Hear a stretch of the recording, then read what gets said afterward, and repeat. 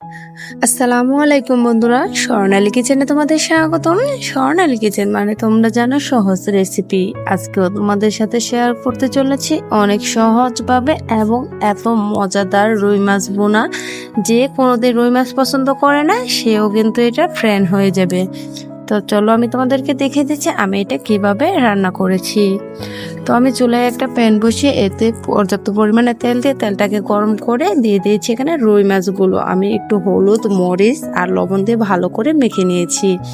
এখন মাছগুলোকে আমি ফ্রাই করে নিচ্ছি, একদম শক্ত শক্ত ফ্রাই করব না। তোমরা দেখতে পাচ্ছ আমি কিরকম করে ফ্রাই করেছি। তারপর আমি চুলা থেকে নামিয়ে নিয়েছিলাম। এই প্যানে দিয়ে দিয়েছিলাম আমি 3টা তেজপাতা মাঝখান থেকে ছেড়ে, আর দিয়ে দিচ্ছি আরও কিছু পরিমাণের তেল। এখানে টোটাল আমি 1/3 কাপের মতো তেল ইউজ করেছি। তারপর দিয়ে দিচ্ছি এখানে 3টা শুকনো মরিচ, আর দিয়ে দিচ্ছি 2 টুকরো দারচিনি আর 4 থেকে 5টি এলাচ।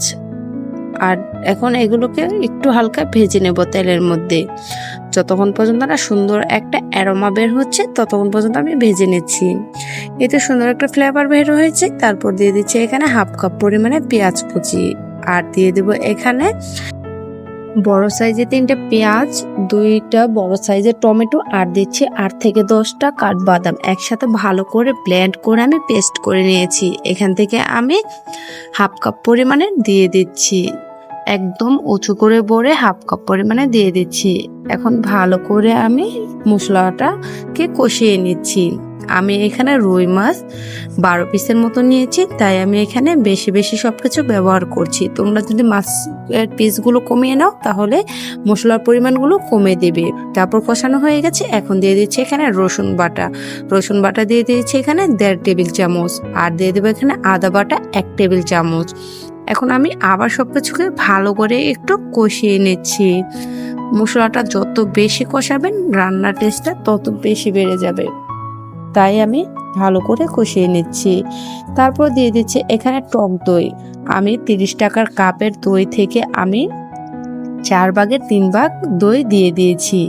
তারপর দইটাকে দিয়ে ভালো করে আবার কষিয়ে নিচ্ছি। দই দেওয়ার ফলে দেখবেন এখান থেকে একটু পানি বের হবে। তারপর আমি ভালো করে মশলাটাকে আবার কষিয়ে নিচ্ছি।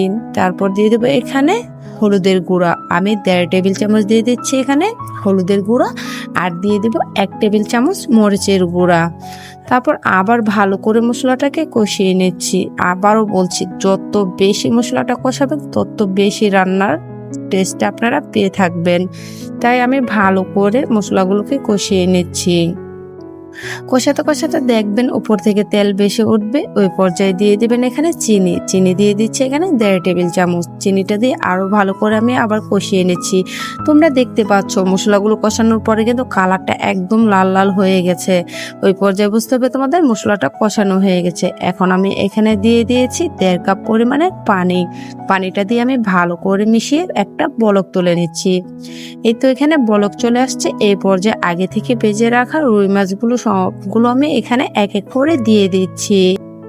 তারপর ভালো করে বলক চলে আসছে আরো, তখন দিয়ে দেবো কিছু কাঁচামরিচ। আমি আস্ত কাঁচামরিচ দিয়ে দিচ্ছি এখানে 6 থেকে 7টার মতো। তারপর আমি ঢাকনা দিয়ে এটাকে মিডিয়াম আঁচে রান্না করবো 10 মিনিটের মতো। এই তো 10 মিনিট পরে ফিরে আসলাম। ঝোলটা একদম মাখো মাখো হয়ে গেছে। ওই পর্যায়ে দিয়ে দেবো এখানে জিরা গুঁড়া। আমি এখানে 1 টেবিল চামচ জিরা গুঁড়া দিচ্ছি। জিরা গুঁড়ো দিয়ে আবার মাছের সাথে ভালো করে মিশিয়ে নিচ্ছি। এ পর্যায়ে কিন্তু তোমাদেরকে একদম আলতো হাতে এগুলোকে উল্টিয়ে পাল্টে দিতে হবে, না হলে কিন্তু মাছের পিসগুলো ভেঙে যাওয়ার সম্ভাবনা থাকবে। তাই খুবই সাবধানে এই কাজটা তোমরা করে নেবে।